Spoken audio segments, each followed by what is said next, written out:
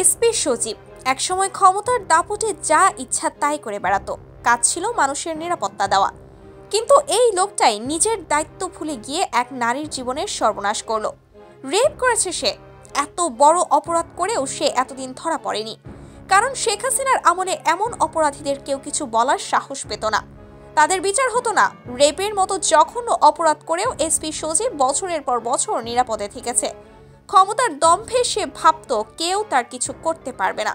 সজীব ভেবেছিল সে পার পেয়ে যাবে। ক্ষমতার দম্ভ আর সরকারের ছত্রছায়ায় সে বছরের পর বছর অন্যায় করেছে, কিন্তু এখন এই ক্ষমতা নেই। শেখ হাসিনাও নেই, তার রক্ষাকর্তারাও নেই।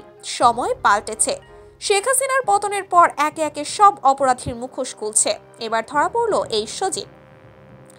এই লোক সমাজের লজ্জা। তার মতো বিকৃত মানুষকে শাস্তি দিতে হবে। তার অপরাধের বিচার এমন হতে হবে যা সবাই মনে রাখবে। এসপি সজীবের মতো অপরাধীদের কোনো ক্ষমা নেই। আমরা চাই ন্যায় বিচার।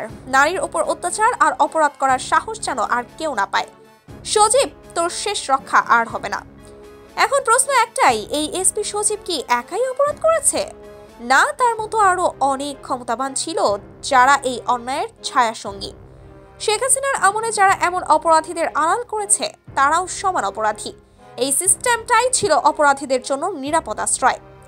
এসপি সজীবের মতো অপরাধী শুধু একজন ব্যক্তি নয়, এটা ছিল একটি পুরো শাসন ব্যবস্থার প্রতিফলন, যেখানে মানুষের জীবনের মূল্য ছিল না, ছিল শুধুই ক্ষমতার খেলা।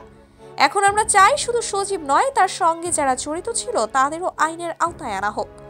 আর যে সরকার এই অপরাধীদের লুকিয়েছে তাদেরও দায় নিতে হবে। শেখ হাসিনার পতনের পর আমরা একে একে দেখছি কিভাবে অপরাধ আর অন্যায়ের চক্র তৈরি হয়েছিল। এই চক্র ভাঙতে হলে এসপি সজীবের মতো অপরাধীদের এমন শাস্তি দিতে হবে যা পুরো দেশ দেখবে।